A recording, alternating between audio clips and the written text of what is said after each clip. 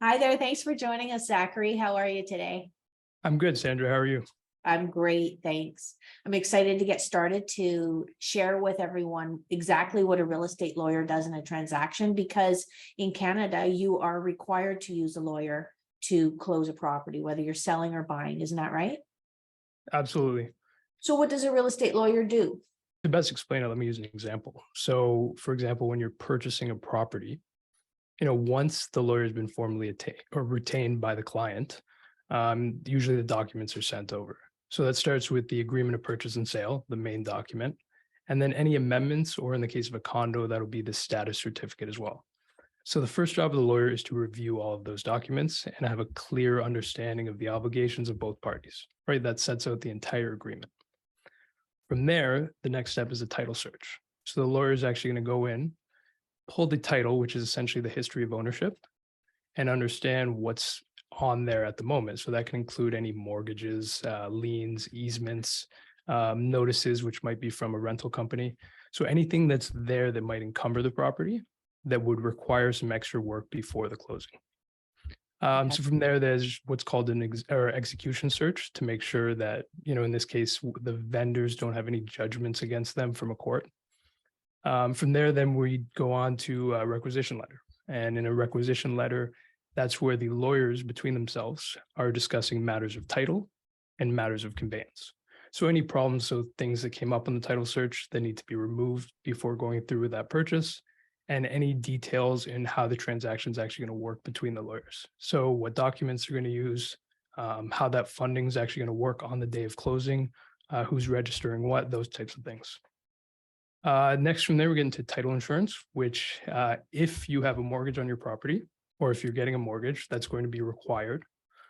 So the lawyer is responsible for corresponding with the title insurance company, arranging a policy and setting that up for the buyer. So I just want to stop you right there. So title insurance is required if there is mortgage funding. Yes, it's a requirement of all the major banks.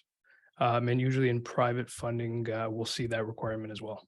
Okay, because this hasn't always been this way in Canada. This is, would you say, the last 15, 20 years that this became a Yeah, about requirement? that.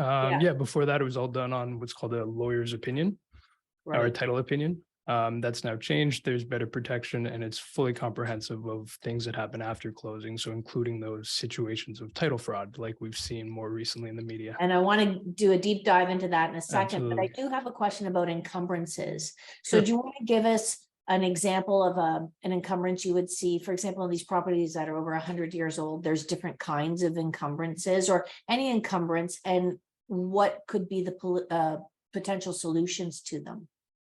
Sure. So some cases we see old mortgages that were never properly discharged. Oh, interesting. So that can be more commonly with private funding. Sometimes it's as simple as, that lawyer died and no one took care of that. And when you're talking about old properties, so it's going in and either getting an order from a court or whoever is needed to actually remove that from property.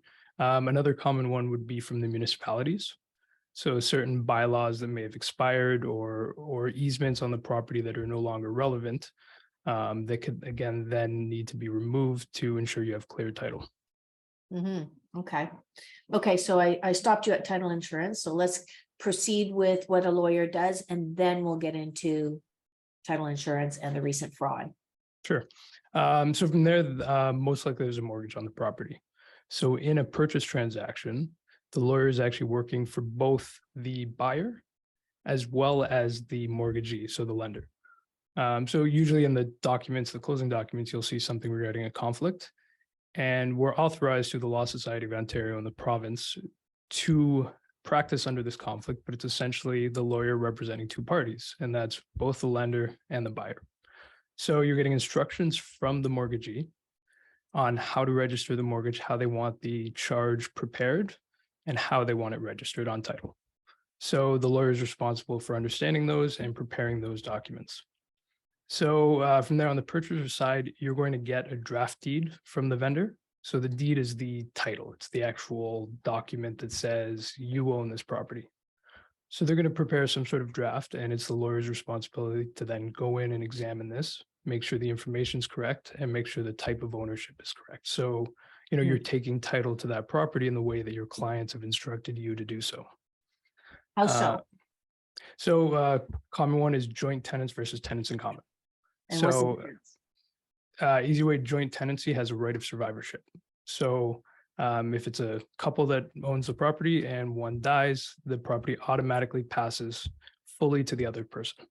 And you now, typically see this with married couples, Yes, or And- even, let's say, a widow and the only child.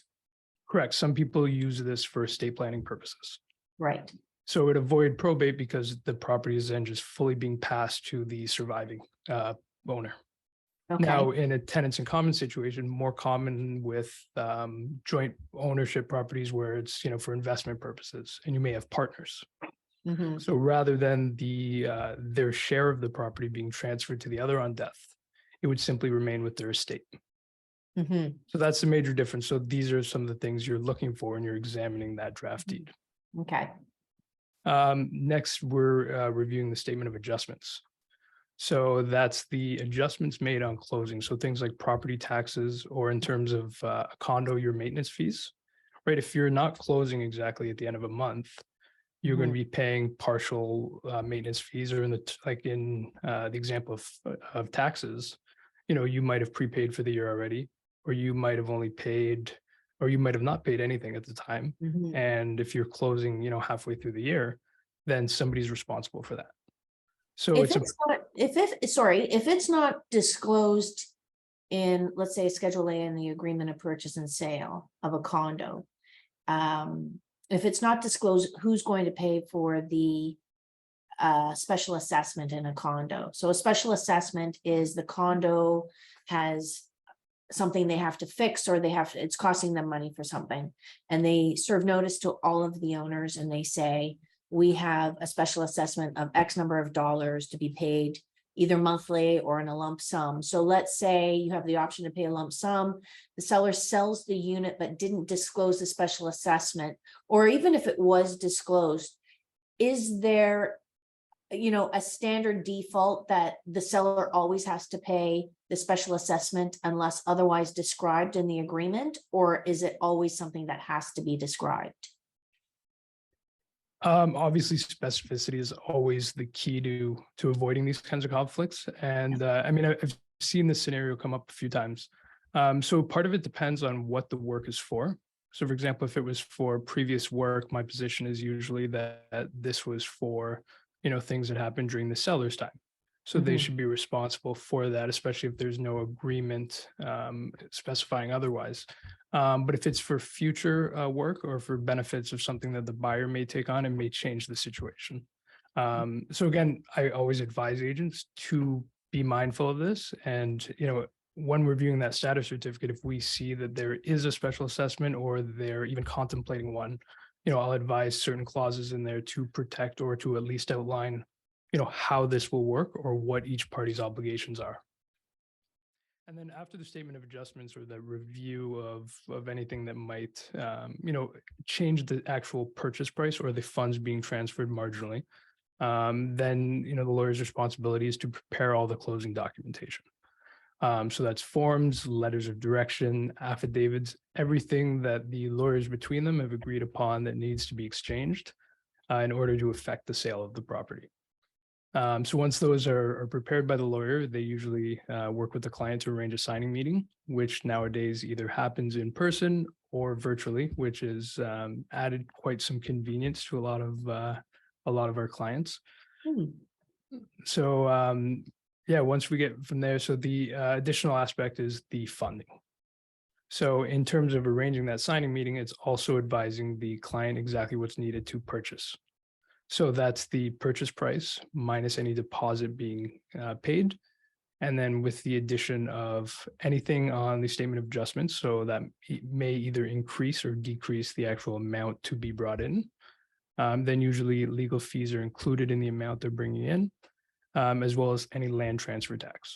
So we know here in the city of Toronto, that's double what the rest of the province pays, because we have a municipal land transfer tax and a provincial land transfer tax. Isn't that lovely?